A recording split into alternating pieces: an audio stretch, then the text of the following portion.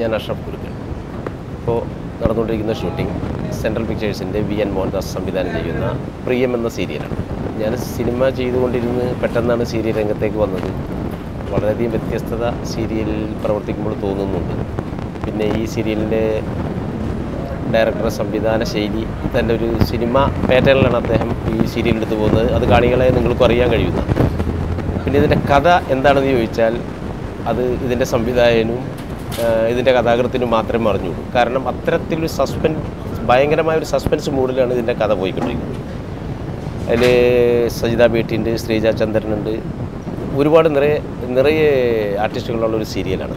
Hello, ഞാനാടോ. എന്തായി? അരുണ വരാമെന്ന് സമ്മതിച്ചോ? സേനം പോലീസുകാരനാണെന്ന് അവൾക്ക് മനസ്സിലായി പിള്ള സാറേ. ഞാൻ പരീക്ഷിച്ചൊന്നും പറഞ്ഞ് കരിയാവള്. ഈ അവസ്ഥയെ കൂടെ വരണമെന്ന് പറയാൻ എനിക്ക് വയ്യ. എന്നൊന്നും പറഞ്ഞിട്ട് കാര്യമില്ല രാമകൃഷ്ണ. തന്റെ മനസ്സിന് തെളിച്ചം വരണമെങ്കിൽ ഇതുകൂടെ നമ്മൾ ശ്രമിച്ചേ പറ്റൂ. താൻ ചെന്ന് സംസാരിക്കുക. ശരി ശരി എന്നാ ഓക്കെ. എൻ്റെ പേര് ലിഷോയ്. പ്രിയം എന്ന സീരിയലിൽ മുല്ലോത്ത് രാമകൃഷ്ണൻ എന്ന ക്യാരക്ടറിനെ അവതരിപ്പിക്കും. സെൻട്രൽ പിക്ചേഴ്സിൻ്റെ പുതിയ സംരംഭമായ ഈ സീരിയലിൽ പ്രധാനപ്പെട്ടൊരു ക്യാരക്ടറാണ്. 4 വയസ്സുള്ളപ്പോൾ കുട്ടിയെ നഷ്ടപ്പെട്ടിട്ട് 20 വർഷം ദർപ്പണം ചെയ്ത് നടന്നിട്ട് 20 വർഷത്തിന് ശേഷം വീണ്ടും ആ കുട്ടി വരികയാണ്.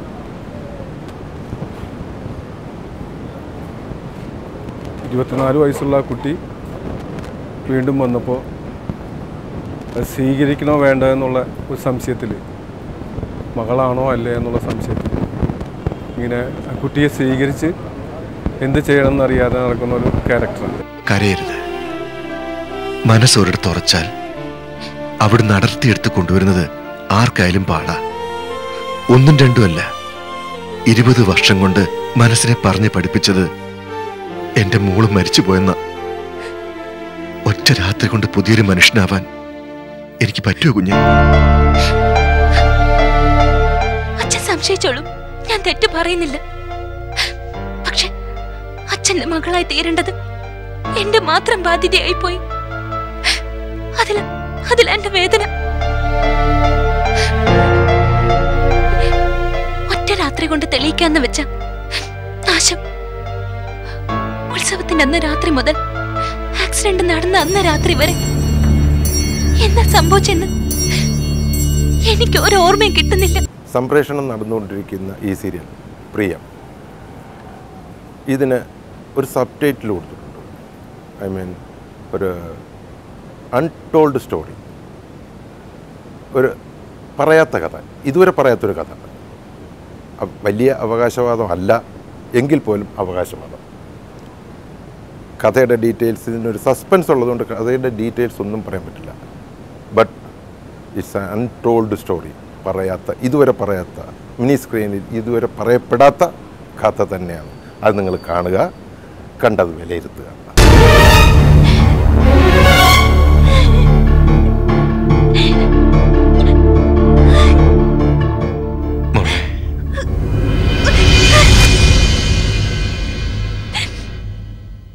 സോറി മോളെ, നിന്നെ ഞാൻ കൊണ്ടുപോകരുതായിരുന്നു. അച്ഛൻ ഇപ്പൊ ഈ സോറി പറയണത് ഭാമിയാന്റെ ദ്രവ്യങ്ങളുടെ ഞാൻ തിരിച്ചറിഞ്ഞുകൊണ്ട് മാത്രല്ലേ? അല്ലായിരുന്നെങ്കിൽ ചിലപ്പോ അച്ഛൻ ആ വീട്ടിൽ വെച്ച് തന്നെ എന്നെ ഇറക്കി വിടുമായിരുന്നു. എനിക്കറിയാം. ഏകദേശം 10 സീരിയലുകളോളം ഞാൻ ചെയ്തിട്ടുണ്ട്. മെഗാ സീരിയലും 13 എപ്പിസോഡ്, 15 എപ്പിസോഡ്, 16 എപ്പിസോഡ്, അങ്ങനെ ധാരാളം സീരിയൽ ചെയ്തിട്ടുണ്ട്. വ്യത്യസ്തമായ കഥകൾ പലതിലും ഉണ്ടായിരുന്നു. പക്ഷേ ഇത് വളരെ വ്യത്യാസം, വളരെ വ്യത്യാസം. അത് എൻ്റെ മുമ്പുള്ള സീരിയൽ കണ്ടിട്ടുള്ള പ്രേക്ഷകർക്ക് ഇതുകൂടെ കാണുമ്പോൾ വളരെ വ്യക്തമായിട്ട് മനസ്സിലാവും, വ്യത്യസ്തമാണ്. പ്രിയം എന്നുള്ള പേര് കൊടുക്കാൻ തന്നെ കാരണം, പ്രിയം, സ്നേഹം അല്ലെങ്കിൽ സ്നേഹബന്ധം, അതിൻ്റെ വലിപ്പം, അതെല്ലാ ക്യാരക്ടേഴ്സിനും, ഓരോ ക്യാരക്ടേഴ്സിനും ഉണ്ട്. 2 കൂട്ടുകാർ, ഒരു ഭാര്യയും ഭർത്താവും, ഒരമ്മയും മകനും, അങ്ങനെ വ്യത്യസ്തമായത്. ആ ബന്ധങ്ങളാണ്. അതുകൊണ്ടാണ് ഞാൻ പറഞ്ഞത് ഇത് വ്യത്യസ്തമായൊരു കഥ. പിന്നെ ഏറ്റവും ഇതായിട്ടുള്ളത് സസ്പെൻസ്. ഇതിലൊരു സസ്പെൻസ് ഉണ്ട്. അവ്യക്തമായ കഥയുടെ പല ഭാഗങ്ങളും അവ്യക്തമായി കിടക്കുന്നു. വ്യക്തമാകാൻ ലേറ്റാകും, വ്യക്തമായി കിട്ടാൻ താമസിക്കും. അതൊരു പക്ഷേ എല്ലാ പ്രേക്ഷകരും കാത്തിരുന്ന് കാണേണ്ട ഒരു സിറ്റുവേഷനിൽ കൊണ്ടെത്തും. അതാണ് പ്രിയം. ഞാൻ സജിത ബേട്ടി. പക്ഷേ ഞാൻ ഇപ്പം സജിത ബേട്ടി ആയിട്ടല്ല നിങ്ങളുടെ മുമ്പിൽ നിൽക്കുന്നത്, പ്രിയത്തിലെ അരുണയായിട്ടാണ്. എൻ്റെ ജീവിതം എന്താണ് അത് നിങ്ങൾക്കറിയായിരിക്കും. ഞാൻ കൂടുതൽ പറയേണ്ടയില്ല, എന്നാലും പറയണം. എവിടുന്ന് തുടങ്ങി എവിടെ അവസാനിക്കും, എങ്ങനെയൊരു കഥാപാത്രം ഉണ്ടായി, എന്താണ് ഏതാണ് സത്യം ഏതാണ് കള്ളത്തരം ഒന്നും അറിയില്ല. ഇപ്പോൾ പോകുന്ന രീതി അങ്ങനെ പോയിക്കൊണ്ടിരിക്കുക. ശരിക്കും പറഞ്ഞാൽ അരുണ എന്ന ക്യാരക്ടർ അതിൽ എത്രത്തോളം ശരിയുണ്ട്, അതിൽ എത്രത്തോളം തെറ്റുണ്ട്, അതെന്താണ് എനിക്കറിയില്ല എന്താണ്. പക്ഷേ ഒരു കാര്യം ഞാൻ പറയാം, അരുണയുടെ മനസ്സിൽ ഒരുപാട് വിഷമങ്ങളുണ്ട്. ആ കുട്ടി ഒന്നും അറിയാതെയാണ് ഓരോ പ്രവൃത്തിയും ചെയ്യുന്നതും ഓരോ കാര്യങ്ങൾ പറയുന്നതും. പക്ഷേ എന്തൊക്കെയാണെങ്കിലും അതിലെവിടെയാണ് തെറ്റുപറ്റിയത്, അല്ലെങ്കിൽ അതിനെങ്ങനെയാണ് ആ തെറ്റൊന്ന് മാറ്റാൻ പറ്റുന്നത്, അതിലെന്താണ് ശരി, അത് എങ്ങനെയെങ്കിലും കണ്ടുപിടിക്കണം. ഒരുപാട് ബുദ്ധിമുട്ടി ഒരുപാട് വിഷമങ്ങളും എനിക്കിതെങ്ങനെ പറയണമെന്നറിയില്ല. പക്ഷേ അരുണയുടെ വിഷമം അതെല്ലാവരും മനസ്സിലാക്കണം. അതിൻ്റെ ജീവിത രീതി അത് നല്ലൊരു വഴി കാട്ടിക്കൊടുക്കണം. സ്ത്രീ മനസ്സിലേക്ക് ഒരിക്കൽ കൂടി ഏവർക്കും സ്വാഗതം.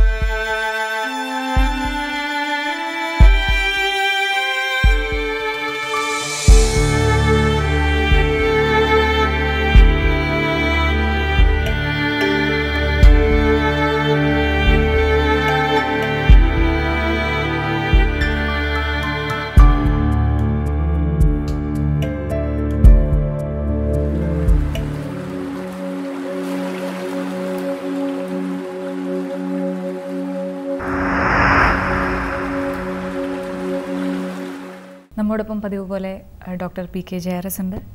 അദ്ദേഹത്തോട് നമുക്ക് കൂടുതൽ വിശദമായി ഹോളിസ്റ്റിക് മെഡിസിൻ ട്രീറ്റ്മെൻറ്റുകളെക്കുറിച്ച് കൂടുതൽ സ്പെസിഫിക്കായി ചോദ്യങ്ങൾ ആരായാം. സർ, ഒരിക്കൽ കൂടി സ്വാഗതം.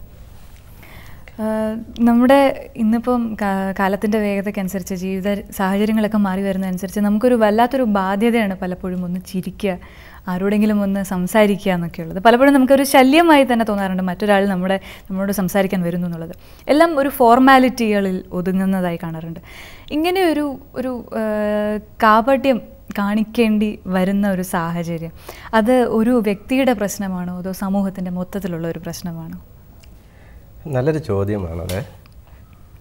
അതൊരു വ്യക്തിയുടെ പ്രശ്നവുമാണ്, സമൂഹത്തിൻ്റെ പ്രശ്നമാണ്. കാരണം ഇന്ന് നമ്മൾ വളരെയധികം ഒരു മത്സരബുദ്ധിയോട് പോകുന്ന ഒരു സമൂഹത്തിലാണ് ജീവിക്കുന്നത്. അപ്പോൾ ആ മത്സരത്തിൻ്റെ ഭാഗമായിട്ട് തന്നെ എങ്ങനെ ഒരു വ്യക്തിക്ക് മറ്റേ വ്യക്തിയെ പറ്റിച്ച് എക്സ്പ്ലോയിറ്റ് ചെയ്ത് ജീവിച്ച് അല്ലെങ്കിൽ അവൻ്റെ മുകളിൽ വരാം എന്നുള്ളതാണ് ഇന്നത്തെ പല മനുഷ്യരുടെയും ചിന്താഗതി. നേരത്തെ സൂചിപ്പിച്ചതുപോലെ നമുക്കൊരു സന്തോഷകരമായിട്ടുള്ള ഒരു എമോഷണൽ സ്മൈൽ, സ്പോണ്ടേനിയസ് ഉള്ള സ്മൈൽ ഇന്ന് പലർക്കും നഷ്ടപ്പെട്ടുകൊണ്ടിരിക്കുകയാണ്. കാണുമ്പോൾ ഒരു ഹലോ പറഞ്ഞിട്ട് ഒരു പല്ല് കാണിക്കുന്ന സുഖമാണല്ലോ, ആത്മാർത്ഥതയില്ലാത്ത സുഖമാണല്ലോ എന്നൊരു ചോദ്യവും ചോദിക്കും.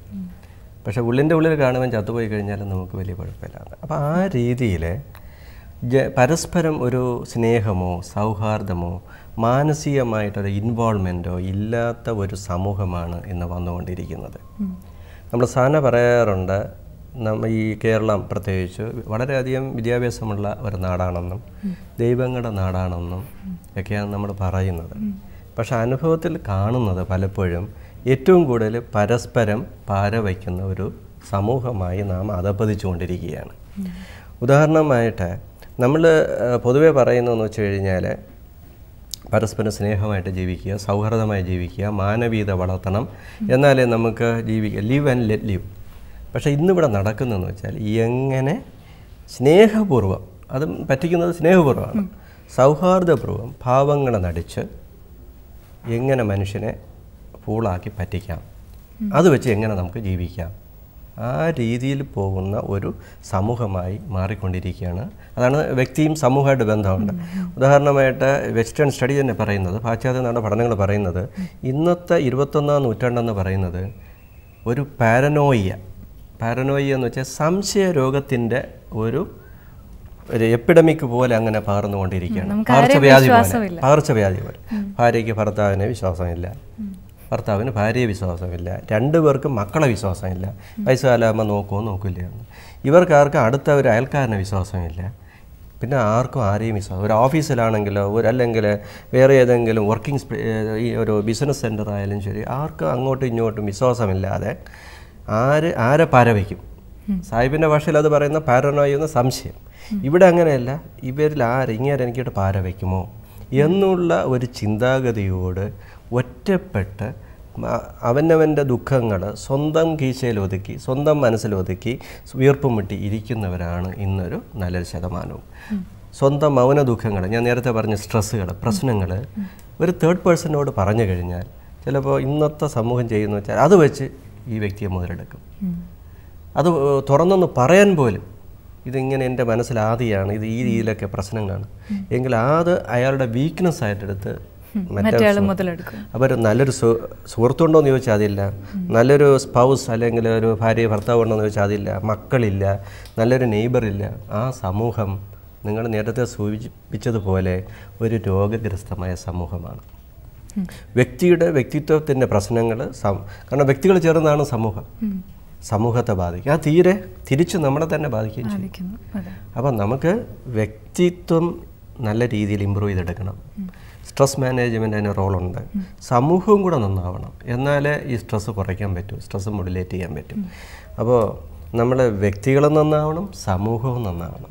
അങ്ങനെയുള്ള ഒരു സൗഹാർദ്ദപരമായ ഒരു നമ്മൾ ഇംഗ്ലീഷിൽ പറയും ലിവ് ആൻഡ് ലെറ്റ് ലിവ്, ജീവിക്കുകയും ചെയ്യണം, ജീവിക്കാൻ അനുവദിക്കണം. ഒരു മാനവികത വളർത്തിയെടുക്കാൻ നോക്കണം. ആ രീതിയിലുള്ള മാർഗങ്ങൾക്ക് മാത്രമേ നേരത്തെ നിങ്ങൾ സൂചിപ്പിച്ചതുപോലുള്ള ഈ രീതിയിലുള്ള സ്ട്രെസ്സ് കുറച്ച് സ്വസ്ഥത ജനങ്ങൾക്ക് കൊടുക്കാനും പറ്റും.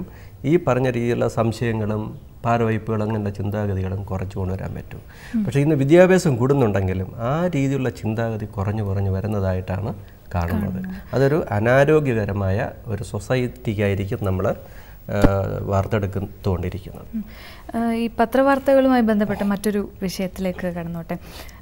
ഈ അടുത്ത് തന്നെ നമ്മൾ വായിച്ചു, ഒരു അമ്മ താൻ തന്നെ ജന്മം നൽകിയ 9 കുഞ്ഞുങ്ങളെ കുഴിച്ചിട്ടു.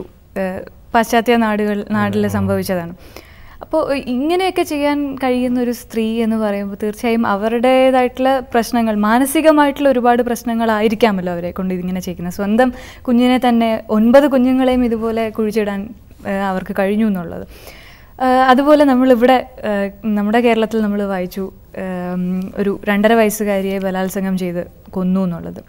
ഇതുപോലെ മറ്റൊരു കേസിൽ ശിക്ഷിക്കപ്പെടാതെ പോയൊരു വ്യക്തിയാണ്, കഞ്ചാവിന് അടിമപ്പെട്ടതാണ് താൻ അങ്ങനെ ചെയ്യാനുള്ള കാരണം എന്ന് വളരെ ഈസി ആയിട്ട് രക്ഷപ്പെടാൻ ശ്രമിക്കുന്ന ഒരു വ്യക്തി.